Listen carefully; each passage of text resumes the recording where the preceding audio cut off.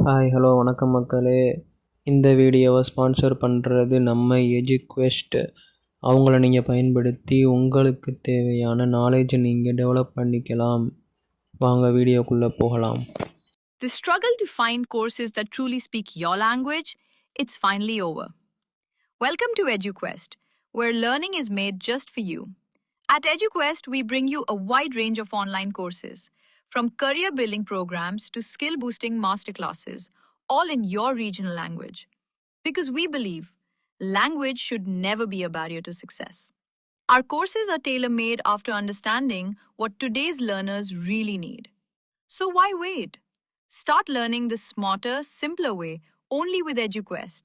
Visit eduquest.courses and explore your next course today. And hey, don't miss out on our exciting offers and promotions. Ronaldinho கால்பந்து வீரர் அவர்களை பற்றி தான் பார்க்க போகிறோம். வாங்க வீடியோக்குள்ளே போவோம்.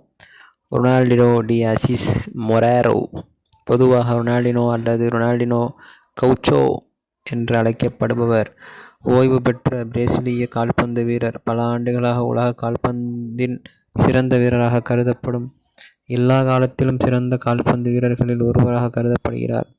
மேலும் சிலரால் எப்போதும் சிறந்தவராக கருதப்படுகிறார். அவர் தனது ட்ரிப்ளிங், பாசிங் திறமைகள் மற்றும் கோல்களை உருவாக்கி அடிக்கும் திறன் ஆகியவற்றிற்காக அறியப்பட்டார்.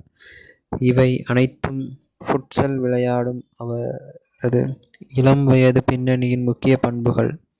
உலகக்கோப்பை, கோப்பா அமெரிக்கா, ஒரு கூட்டமைப்பு கோப்பை, ஒரு சாம்பியன்ஸ் லீக், ஒரு கோப்பா லிபர்டிடோர்ஸ் மற்றும் ஒரு பாலண்டியோர் ஆகியவற்றை வென்ற ஒரே வீரர் இவர்தான். கிளப் மட்டத்தில் அவர் எஃப்சி பார்சிலோனா அணிக்காக விளையாடியதற்காக மிகவும் பிரபலமானவர். இவர் ரொனால்டினோ எல்லா காலத்திலும் மிகச்சிறந்த மற்றும் திறமையான வீரர்களில் ஒருவராக கருதப்படுகிறார். கோல்களை அடிக்கும் மற்றும் உருவாக்கும் அவரது திறமை காரணமாக அவர் பல தாக்குதலில் நிலைகளில் விளையாடும் திறன் கொண்டவராக இருந்தார். அவரது வாழ்க்கை முழுவதும் பெரும்பாலும் ஒரு விங்கராக பயன்படுத்தப்பட்டார். இருப்பினும் அவர் வழக்கமாக ஒரு தாக்குதல் மிட்ஃபீல்டர். கிளாசிக் எண் 10 அவரது இயல்பாகவே வலது கால் கொண்டவராக இருந்தாலும் பார்சிலோனாவில் இருந்த காலத்தில் ரொனால்டினோ சில நேரங்களில் மேலாளர் ஃப்ராங்க் ரிச்கார்டால் இடது பக்கவாட்டில் தலைகீழான விங்கராகவும் பயன்படுத்தப்பட்டார். அதே நேரத்தில் இடது கால் கொண்ட மெஸ்ஸி வலதுபுறத்தில் நிறுத்தப்பட்டார். இந்த நிலையில் அவரை உள்ளே வெட்டி தனது வலுவான காலால் கோலை நோக்கி சுட அனுமதித்தது. அவர் இரண்டாவது ஸ்ட்ரைக்கராக விளையாடும் திறன் கொண்டவராக இருந்தார். முதன்மையாக ஒரு படைப்பாற்றல் மிக்க வீரராக இருந்த போதிலும் தனது பாசிங், தொலைநோக்கு பார்வை மற்றும் பிளே மேக்கிங்கிற்கு பெயர் பெற்றவராக இருந்த போதிலும் ரொனால்டினோ பெனால்டி பகுதிக்கு உள்ளேயும் வெளியேயும் இரு கால்களால் துல்லியமான ஃபினிஷராகவும் ஃப்ரீ கிக் மற்றும் பெனால்டி கிக் நிபுணராகவும் இருந்தார்.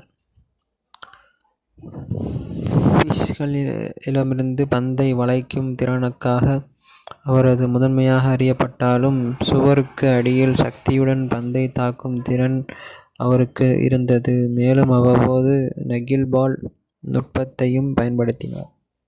இதுவே இவரது சிறந்த விளையாட்டிற்கான அடையாளங்கள் ஆகும். இதுவே இவரை ஒரு உலக அளவில் மிகப்பெரிய கால்பந்து வீரராக எடுத்துச் சென்றது. இதுவே ஒரு வரலாறாகும். நன்றி, வணக்கம்.